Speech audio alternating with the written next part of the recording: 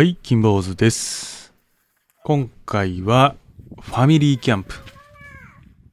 前回使ったゼインアーツの銀河を今回は家族でしっかりと使って寝ていこうかなと思います。キャンプ場はカモシカコンゼ桜サイトノーリードのサイトなんですけど、こちらね、すごいのが3000ワット使えるんですよ。1500ワットと1500ワット2つのコンセントさせるとこがあるので3000ワット使えるんですね。2家族とかでも使えるようにちょっと広いサイトなんですけれども、もちろん1家族でも OK と。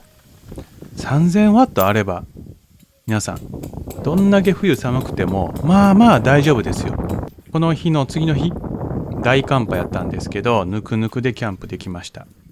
でもう1回ですね、この銀が設営撤収してますので、もう2回目の設営は簡単でしたね。四隅ペグダウンしてポール入れて、一番長い若干曲がってるポールを一番前に入れる。その次の長いポールが2番目に入れる。で、曲がってる一番短いポールを一番後ろに入れる。で、左右にまっすぐのポールを入れるだけ。これでポールのセットは完了です。で、薪ストーブ対応テントなので、この後ですね、こちらの TC のね、フライカバーをかけます。これもね、1人でもかけれますけれども、2人でかける方が簡単でした。で、ワンポールを入れる。あとはカチカチカチっとね、はめていくだけでもう完成ですので、設営に悩んで買ってないっていう方がもしいたらですね、これはそんなに設営難しくないので、設営全然できないってことにはならないと思います。ここ2つまとめてペグダウンしたんですけど、これをするとですね、家族からこのところから出れないやないかというクレームが入りまして、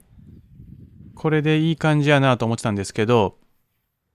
よくよく考えたら、前面を閉じてたらですよ、この左右開けれるんですけど、この左右から出入りしたいってなった時に、この張り方をすると出れないので、この後ですね、よく出る、ここで左側の方だけ、ちょっと、ガイロープの打つ位置を変えました。でインスタの投稿でね、20万回ぐらい表示されてるこの脚立。前回僕が使った時は、これをはめずに動画撮ってたんですけど、なんでこのはめてるやつも見せておこうかなと思いますが、長谷川の脚立で、この、乗るところがですね、IGT に対応していると。もちろん、付属でね、天板ついてますから、その天板の上にも乗れるし、その天板を外したら IGT のテーブルとしても使えるという代物でございます。そして今回も銀河にスノーピークの MK ストーブを入れたんですけれども、前回キャンプしてる設営してる時にですね、メラクプロ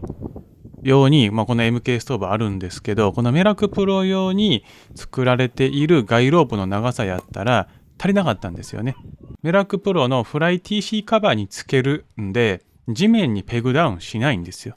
そのフライ TC カバーにセットするガイロープを。ただ、それ以外のね、テントやったら、地面にやらないといけないと。で、この銀河のためにと思ったんですけど、よくよく考えていくとですね、今年出るスノーピークのランドロック。ランドロックもきっと地べたに売ってた気がする。先行で見に行った時に。長いロープ買っててもいいかなと思って、スノーピークのガイロープを新しく買って、で今回は地面にしっかりとペグダウンできるような長さを準備してきました。で、おしゃれなね、レイアウトもお見せしたいんですけど、現実はこんなもんですよね。で今回はお鍋しようと思ってるんですけれども、MK ストーブは17センチまでのお鍋の底の大きさのやつしか乗せれないようになってるので、薪ストーブから離れてですね、で IGT のところにちゃんとバーナー入れてお鍋を作っていこうかなと思っております。ちょっとね、奥の方にあるのがコロナの石油ファンヒーターですね。今まで 2.5kW ぐらいのやつも使ってたんですけど、今回から 3.3kW の新しいタイプに変更しました。やっぱね、あれだけでも結構あったかいなと。この膜全体を温めるのは夜難しいんですけれども、朝方あれをつけておいて、もう一個多空度ぐらいあれば大丈夫かなと。今回は薪ストーブがあるんで全然大丈夫なんですけれども、で、お昼ご飯なんですけど、子供たちはもうテントの中であったり、車の中でね、いつもご飯食べるんですけど、だいたいチェックインって13時とか12時とか、ちょうどお昼時じゃないですか。で、着いて、僕がご飯食べずにね、ささっとできるからこそ、子供たちとかご飯食べれるんですけど、だいたいこう全部設営しようって僕のお昼ご飯、だいたい2時とか3時とかぐらい。で、余ってるものが来るので、今回はね、僕が大好きな、チョコレートのね、デニッシュのパンが残ってたんですけど、だいたい美味しいもん先食べられちゃうので、うちの奥さんは守ってくれようとするんですけどね、それパパが好きなやつって守ってくれようとするんですけれども、結構食べられちゃってて、梅のおにぎりしか残ってないみたいな時があるので、今回はすごくルンルンで食べております。じゃあちょっとね、片付けて、薪ストーブで温まろうと思うんですけど、こちらのね、脚立、もう一回言っておきますけれども、この天板怖いわって書いてる人いたんですけど、全然大丈夫ですよ。もちろんこれで落ちるようなものは多分売らないでしょうから、正直荷物になるし、大きいし、ちっちゃい棚でもね、なんならさっきの今運んでるこのボックスに乗ってしまってもいいんですけれども、なんとなくいいじゃないですか。なんとなく。で料理もできるし、でね、そんな汚いところで料理っていう意見もありましたけれども、もちろんわかるんですけど、そこで乗ってるものを食うわけではないし、ちょっと土が乗ってるぐらいでパンパンってして、その上にバーナー置いて、お鍋とかやっても、別に埃が入ってくるわけじゃないし、なんなら風吹いたら、埃で、掘り食ってるみたいなもんじゃないですかっていうね。ただ、もちろん好き嫌いとかね、いろいろあるかなと思うので、僕は別にここに足置いて、ちょっとパンパンと拭いたりとか、なんならキャンプ場でね、洗えばいいわけですよ。ね。じゃーっと水かけてしまえばいいかなっていうふうに思うので、これからもね、使っていこうかなと思ってはいますが、万人におすすめできるかっていうと、難しいところですよね。さっきの綺麗じゃない問題もあれば、そもそも積載の問題もあるし、うちもちょっと悩んでますが、上に乗してしまったらいいやんと思いつつも、僕脚立をね、車の上に乗せて移動するっていうことがあんまないので、脚立で荷物取るのに脚立を上に置いちゃったらどうなってんやろうと思って、最近ですね、ハイエースに脚立とかね、いろいろ乗せてはる車があったら、遠目でね、どういう風に乗せてはんのやろうなと思って見てたりするんですけど、もともと昔ですね、大昔ですよ。大昔僕は棒高跳びをしてまして、はい。で棒高跳びって棒の長さがですね、4メーターとかね、4メーター50とか5メーターとかあるわけですよ。そうなってくるとですね、この車の上に乗せるんですけれども、そうなっていくと、ゴムのね、チューブとかで車に乗してた記憶があるので、脚立もそういう風にちょっと固定すればいいやという風に思ってはいるので、それ辺でね、ちょっとやってみようかなと思います。さすがに寒くなってきたので、薪ストーブに火を入れていこうかなと思います。息子はしっかりとですね、お湯準備してくれてますが、取っ手が逆なのは前のキャンプしてる時にこれ取っ手逆の方が持ちやすいなと思ってですね、あえて逆にしております。でこちらの MK ストーブですけれども、結構ガンガンに燃えます。ガンガンに燃えるんですけれども、いかんせんね、バッフルがないんですよね。なのでパチッと跳ねたら、その跳ねたものがそのまま薪ストーブのこの煙突シューンといって上でキノコになっちゃう。スパークアレスタもないので、パチッとなったら高確率で火の粉が飛んでくると。でスパークアレスタはですね、ウッド&バーンっていう韓国のメーカーが共同でそのビクと作ったので、それをつけてですね、スパークアレスターいけたんですけど、それでもですね、やっぱし火の粉は飛ぶ。いろいろ見てみたんですね。で、前回も同じ薪ストーブ入れたんですけれども、すでにですね、穴が開いてました。はい。今回2箇所前方に穴を見つけてしまいました。間開いてるんですよね。絶妙にこの守りきれてないというか、